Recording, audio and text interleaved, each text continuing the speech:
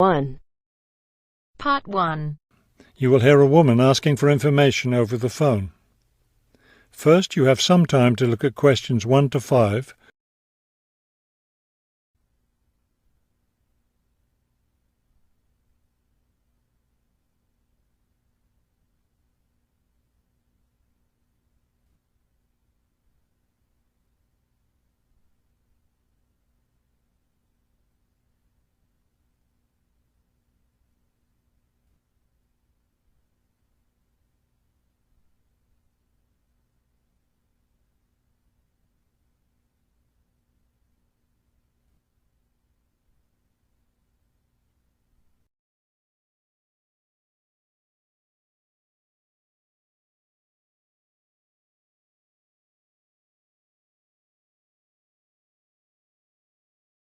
Now we shall begin. You should answer the questions as you listen, because you will not hear the recording a second time. Listen carefully and answer questions 1 to 5. Good afternoon, Plainfield Community Centre. Yes, hi. I'm new in town, and I was curious about the services the community centre has to offer. We offer a variety of recreational activities.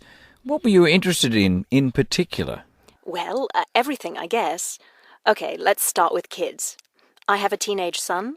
What activities do you have for teens? Right now, during the school year, we have tutoring sessions for children and teens in all subjects. That would be good. He needs help with algebra. We can certainly help with that. Just have him come by any Wednesday or Saturday afternoon. That's when the tutoring sessions are scheduled. Fantastic! What about sports? Do you have sports activities for teens? We have tennis lessons on Sunday mornings for teens and Sunday afternoon for adults. I don't think my son would like that, but my husband might. For myself, I'd be more interested in yoga. Do you offer yoga classes? We do. Our yoga classes take place on Tuesday and Thursday evenings. We divide it up into several groups, so there's one class for younger children, one for teens, and one for adults. Really? I doubt my husband and son would be interested, but I'd like to sign up for yoga. I also like reading. Do you have any book clubs? We have one just about to start. The first meeting will be next Friday morning. It will focus on early 20th century novels. Too bad it's Friday morning. I think my son would enjoy it, but of course he's in school at that time. Well, actually, that book club is for adults only.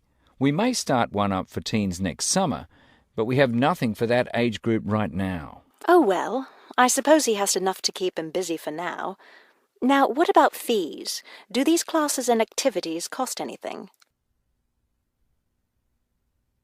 Before you hear the rest of the conversation, you have some time to look at questions 6 to 10.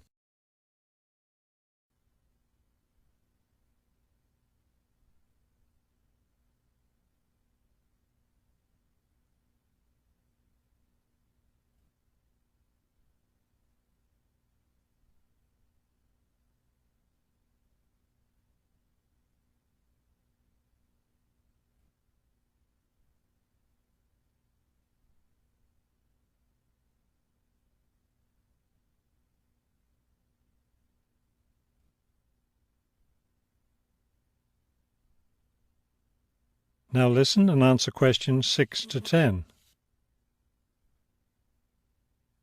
There's a small charge for non-members for each class. However, they're all free to members. Would you be interested in becoming a member? How much does the membership cost? Not much at all. The yearly fee is $75 for individuals and $225 for families. What do I get with the membership? You get free access to all classes and activities, and you can use our facilities like the tennis court, the exercise room and the meeting room. It's not a bad deal, really. Could you tell me exactly where the centre is located? It's at 107 Elliott Street. Is that Elliot with 2 L's or 1 L? 1 L. E-L-I-O-T. It's right downtown. I think I know where it is. Do you have free parking? Yes. You can park just across the street. There's a garage there. That sounds easy enough. Maybe I'll come in one day next week and sign up for some classes. That would be fine. But don't come on Monday because we're closed that day. We're open Tuesday through Sunday. Oh, thanks for telling me. Maybe I'll stop in on Tuesday then. Can I pay for the classes with a personal cheque? We accept cheques and credit cards. Okay, thank you very much. You've been very helpful. That is the end of part 1. You now have half a minute to check your answers.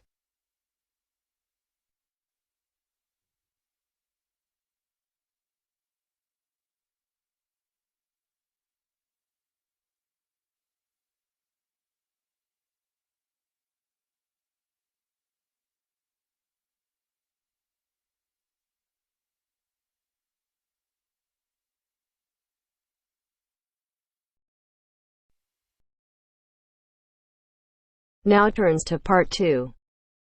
Part 2.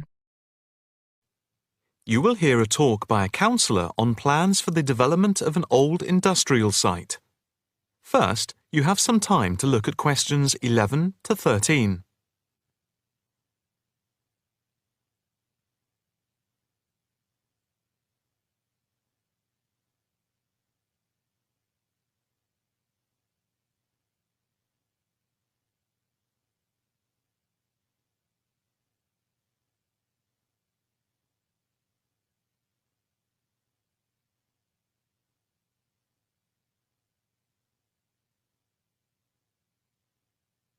Now listen carefully and answer questions 11 to 13.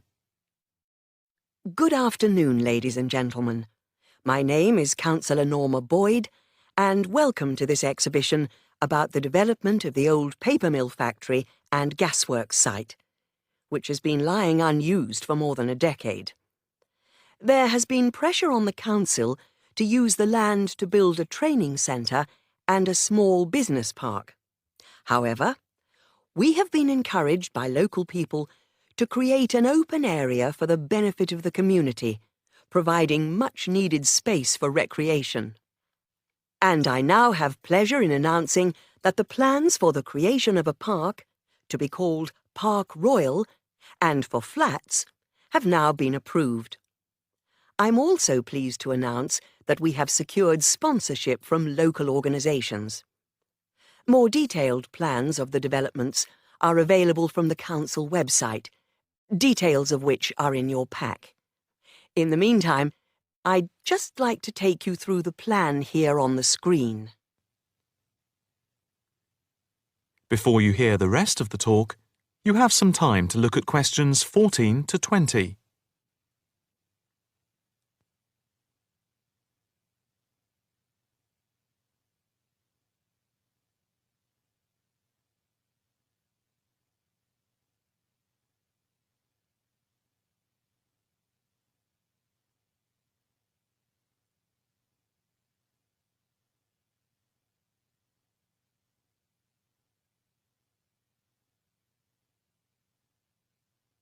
Now listen carefully and answer questions 14 to 20. If we start here at the bottom, you can see Parkside Street, where the main entrance to the park is. On the left of the entrance, in the bottom left-hand corner of the plan, there will be a block of 40 studio flats. On the other side of the entrance, there will be some workshops for local businesses. There will also be another entrance here, on the top right, which leads into Pear Street. Here, in the centre of the park, we will have an ornamental lake with paths radiating north, south, east and west to the different areas of the park. In the top right-hand corner, just by the Pear Street entrance, there will be a large sports area with 2 football pitches and 4 tennis and volleyball courts. Just here, beside the pitches, on the same side of the path, will be an outdoor swimming pool. Now, in the top left-hand corner, a walled flower garden is planned with a rockery and a water feature with walkways, seats and lots of shady areas for the summer. Next to this, a sculpture garden is also planned. Now, let's see.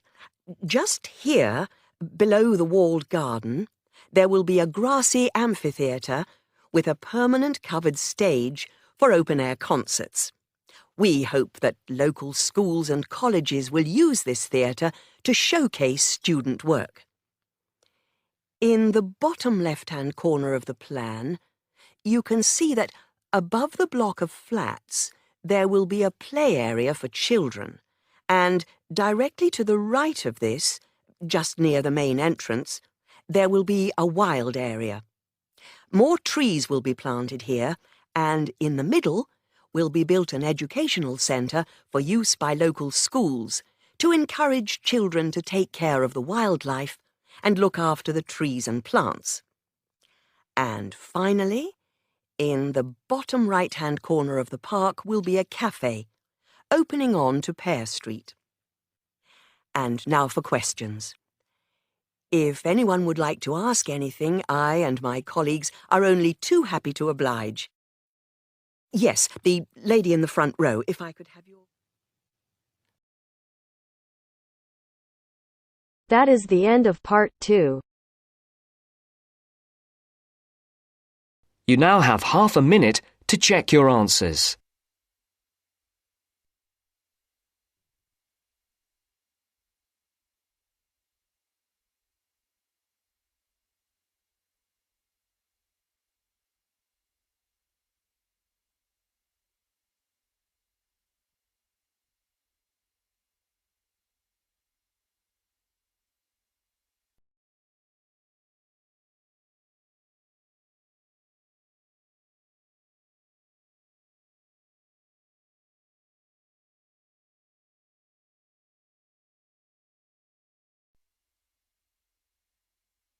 Now turns to part 3. Part 3. You will hear an extract from a talk about the congestion charging scheme. First, you have some time to look at questions 21 to 25.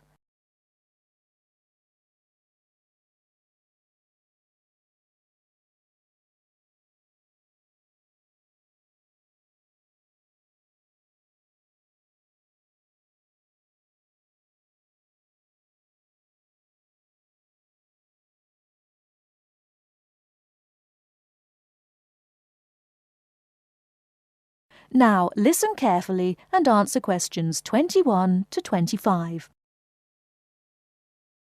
For more practical details, I'll pass you over to John Ward from the London Tourist Agency. Thanks. So that was a brief introduction to the congestion charging scheme. But if you're actually going to be driving your car in London on weekdays, there are a few more details you will need to know. Firstly, you don't need to worry about paying all the time. The charge applies between 7 in the morning and 6:30 in the evening, Monday to Friday. You'll be pleased to hear, however, that because the scheme is intended to reduce traffic during busy working hours, evenings and weekends are free.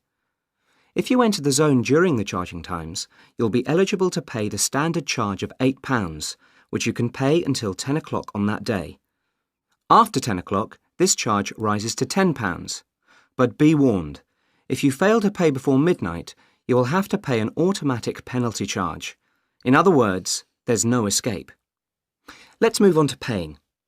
The charge, as I've said, is £8 a day, and the authorities have set up a number of systems to make it easy for you to pay, or rather to ensure that nobody has a good excuse for not paying. So, using your credit card, you can pay by phone, by text message, or on the internet. The other option is to go to one of the 200 pay points inside the zone, or the 9,500 pay points elsewhere in the country. If you know you're going to be driving in and out of London on a regular basis, you can buy weekly, monthly or annual passes, rather like a railway season ticket.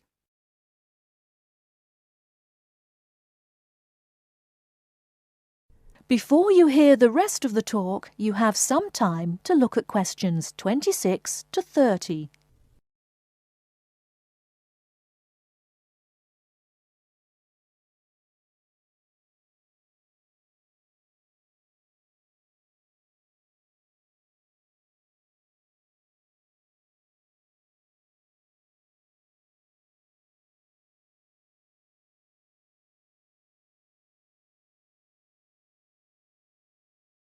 Now listen and answer questions 26 to 30.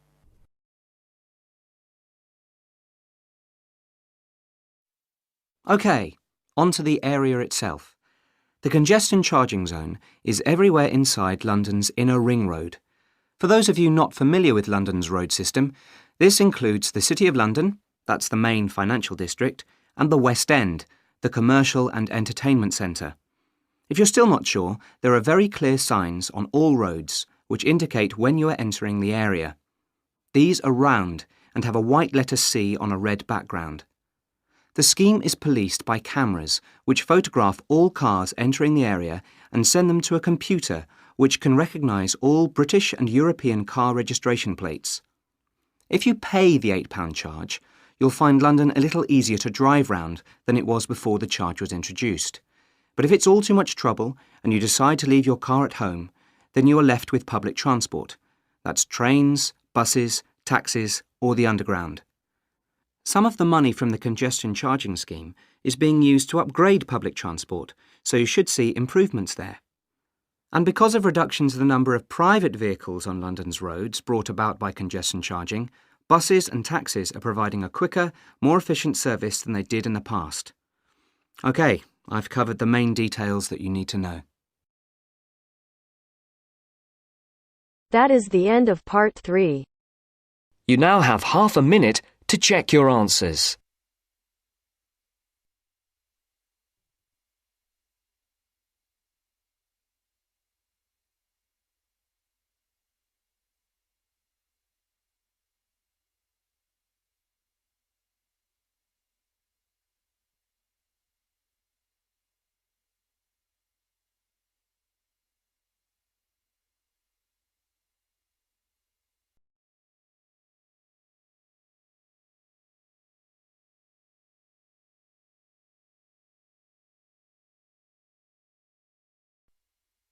Now turns to part 4. Part 4. Section 4. You will hear part of a lecture on art history. First, you have some time to look at questions 31 to 40.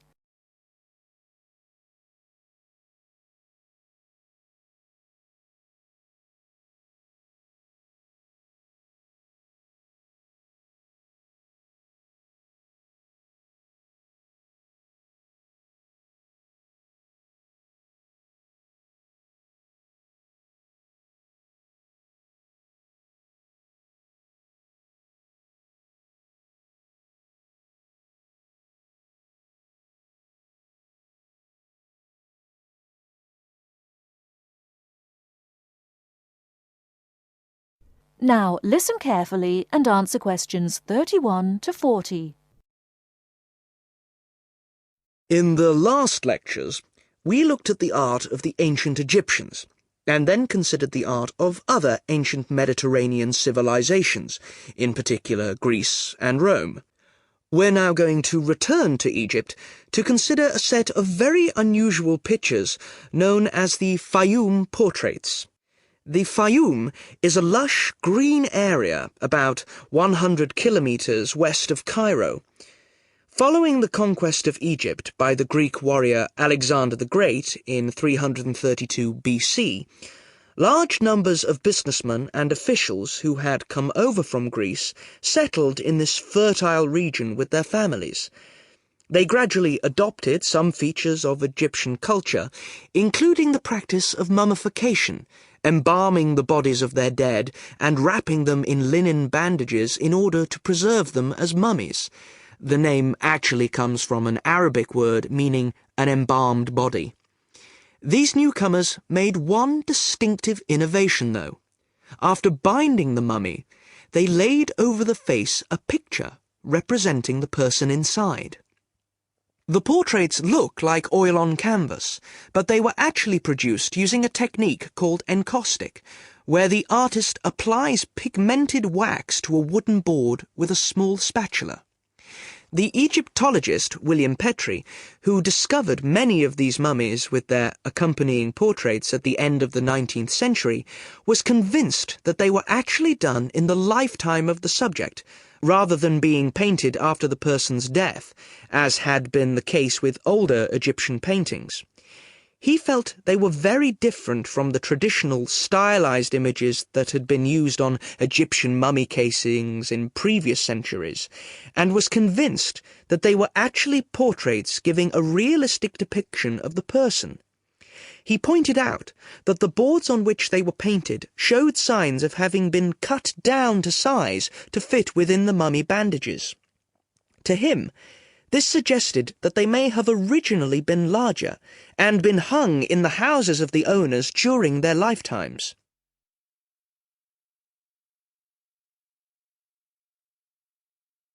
But more than a century after they came to light, nobody knew how far they were really depictions of real people, as against idealized portraits. Then a team from Manchester University decided to find out, by recreating the faces of Fayum mummies in clay and then comparing the reconstructions with the portraits.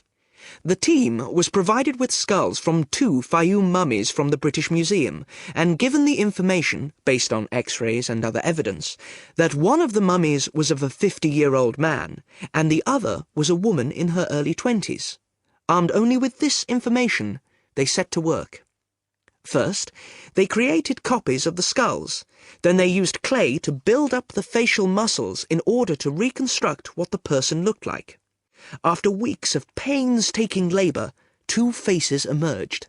Only then were the 2 portraits revealed so that the match between the reconstructions and the portraits could be examined.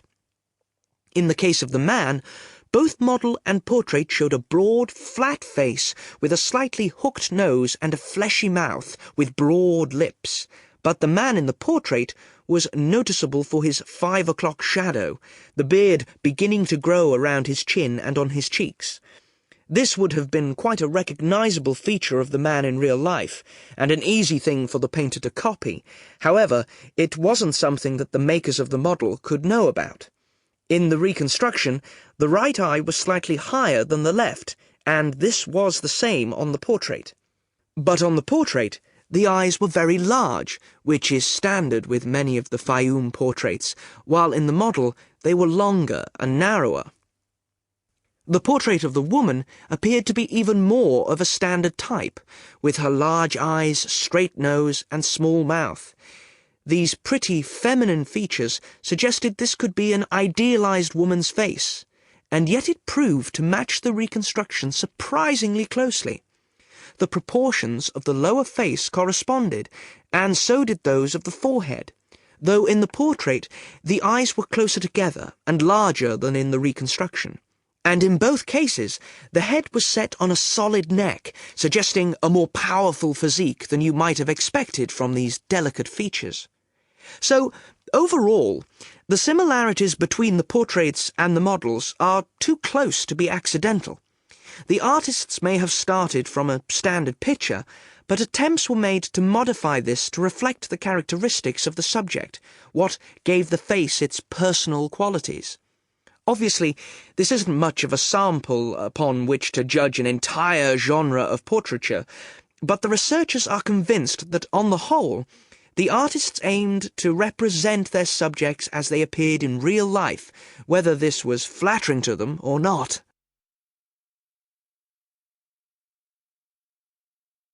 That is the end of part 4. You now have half a minute to check your answers.